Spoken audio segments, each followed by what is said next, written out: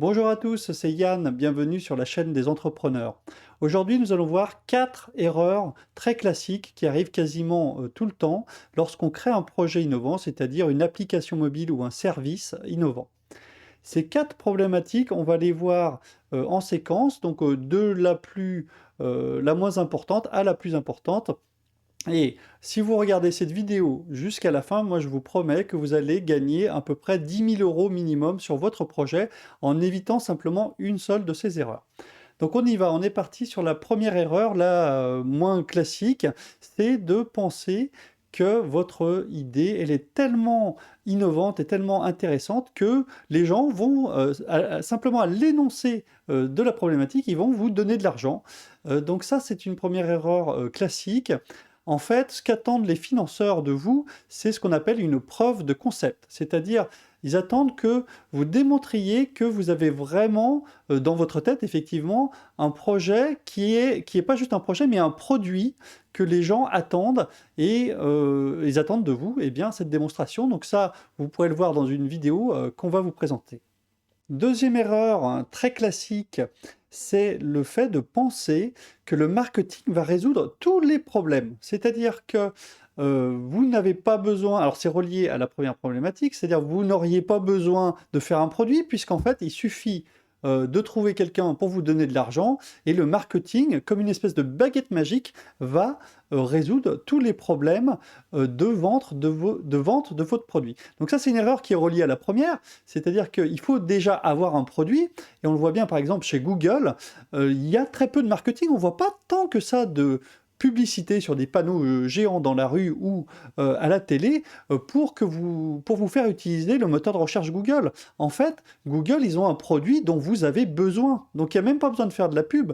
Une personne qui l'utilise va vous dire d'utiliser Google parce que c'est absolument génial, c'est absolument utile. Ça résout des problèmes, c'est un vrai produit. Voilà. Donc ça, le marketing ne résout pas les problèmes des produits en fait inexistants, qui ne résolvent pas le problème des gens.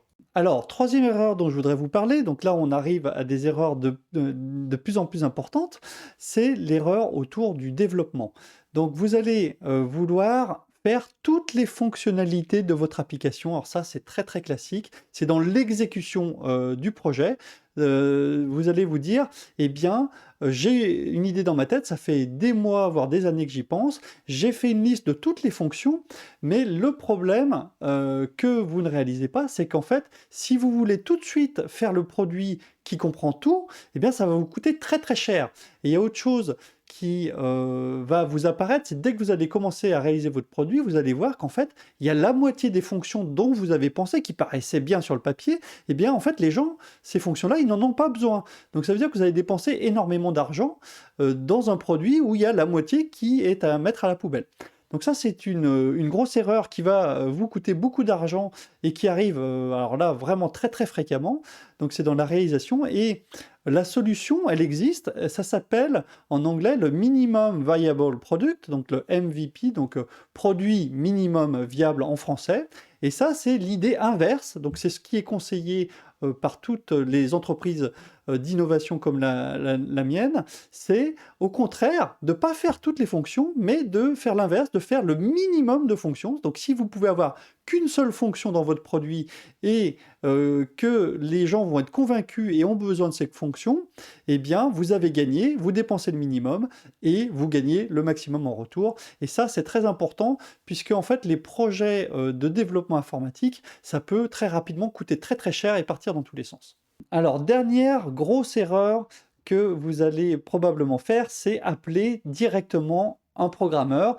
Et donc, comme vous avez vu, il y a des erreurs précédentes qui peuvent très fréquemment arriver. C'est effectivement que vous, en fait, vous n'avez pas vraiment un produit qui intéresse les gens. Et là, il va y avoir un quiproquo qui s'installe directement entre vous, le porteur de projet, et le développeur. C'est que le travail du développeur, c'est pas de faire des produits.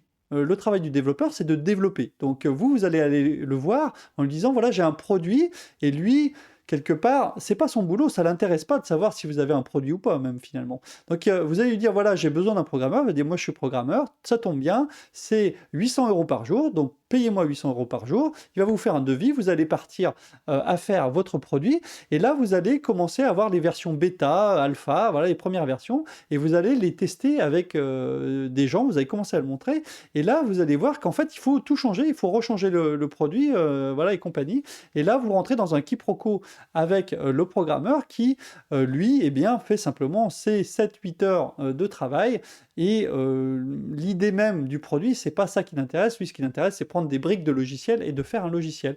Donc ça, c'est relié à toutes les erreurs précédentes. Surtout, moi, ce que je vous conseille, c'est n'appelez pas un programmeur. Ne téléphonez pas à un programmeur.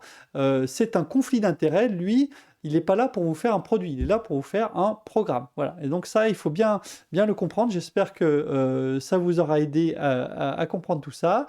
Je vous souhaite bonne chance dans votre projet. Vous allez trouver d'autres vidéos ici un peu partout sur l'écran qui parlent d'entrepreneuriat. Donc n'hésitez pas à aller les voir et elles répondent à toutes ces problématiques.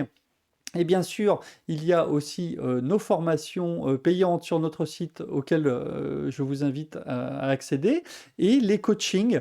Donc ça, les coachings, c'est vraiment des coachings personnalisés.